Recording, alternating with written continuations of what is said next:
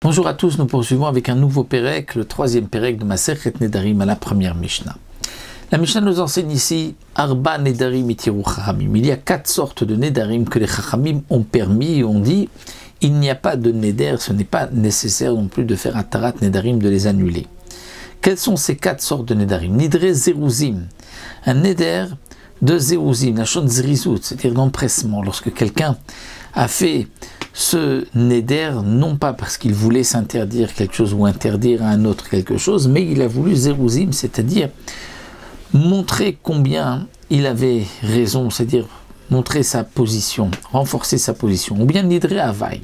Si c'est un Neder, bien sûr, la Mishnah avait expliqué ces 4 sortes de Nedarim. Nidre Havai, c'est lorsque quelqu'un fait un Neder qui est en vérité une grosse exagération.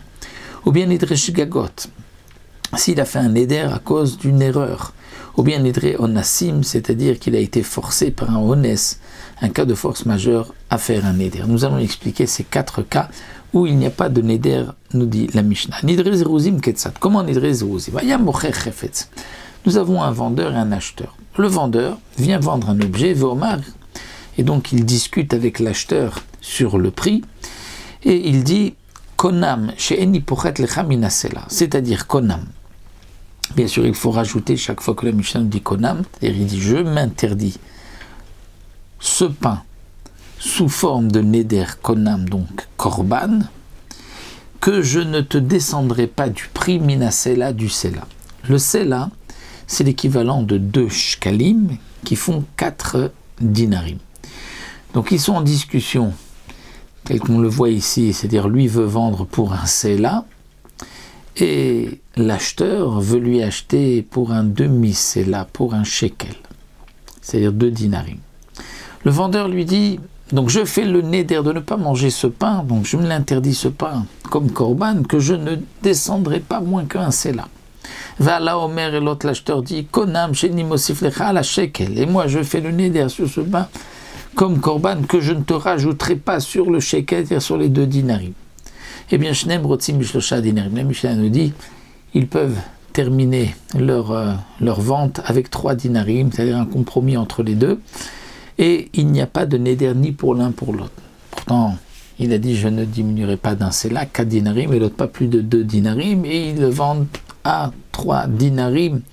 C'est que ce Neder était juste pour donc appuyer sa position, et pour forcer, donc le vendeur voulait forcer l'acheteur à monter, et l'acheteur voulait forcer le vendeur à descendre.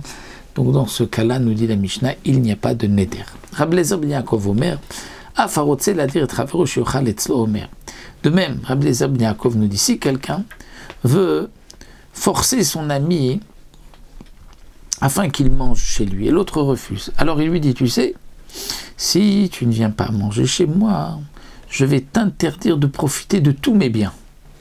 Donc,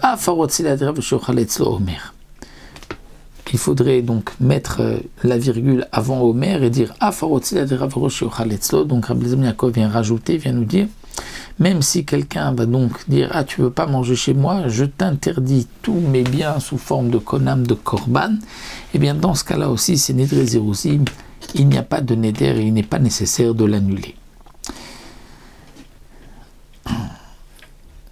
La Mishnah termine, et comme explique le Barthénora, la Gemara nous rajoute donc sur les mots de la Mishnah, et nous dit maintenant c'est un nouveau passage.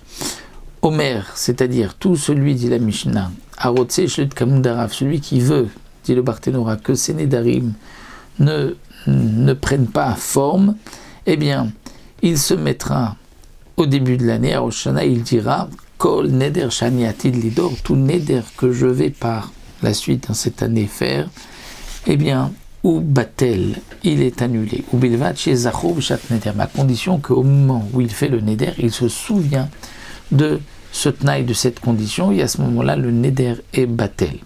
Si au moment où il a fait le neder, il ne s'est pas souvenu, le neder est valable. Et si au moment où il vient faire son neder, il dit je sais que j'ai dit donc je l'annule, mais malgré tout, je ne veux pas annuler ce neder, je veux qu'il tienne, là aussi ce neder sera valable. Donc le principe ici de Kol Neder Shatid Lidor, de dire à l'avance tout Neder que je vais faire est annulé dès maintenant, c'est comme nous disent les Rishonim, la source du fameux Kol Nidre que nous disons le jour de Yom Kippourim. Kol Nidre, avec lequel on commence Yom Kippourim, en vérité, c'est cette phrase que nous devons dire. Le Kol Nidre, à la base, n'est pas une Atarat Nedarim sur ce qui a été déjà dit, ce qui a été déjà fait, mais sur les vœux que l'on va faire l'année prochaine, l'année qui arrive. Et donc on va annuler tous les vœux, c'est ça le principe de Kol Nidre, de dire tout vœu, Kol Nidre, Vesare, et donc Vekoname, Vekonase, tous les langages de Nedarim que nous voyons tout au long de notre Masechet. On dit donc à Kol Nidre, nous allons les annuler, ce que je vais faire depuis ce Yom Kippourim jusqu'au Yom Kippourim prochain. Et c'est vrai qu'on rajoute aussi du Yom Kippourim Sha'avar jusqu'à Yom Kippourim Hazeh, c'est-à-dire on va faire aussi Atarat Nedarim sur les vœux qu'on a déjà fait. Mais le principe même du Kol Nidre qui est de cette Mishnah, c'est une moda'a de dire les vœux que je ferai l'année qui arrive sont annulés dès maintenant. Pourquoi on a choisi Yom Kippour? Parce que c'est un jour où on est tous réunis à la synagogue, mais c'est vrai que ça peut se faire aussi un autre jour et on n'est pas obligé de le faire avec l'ensemble de la communauté. Donc voici pour cette première Mishnah. Elle nous sera attachée, mais on retrouvera le deuxième cas, Nidre Havai, dans la prochaine Mishnah.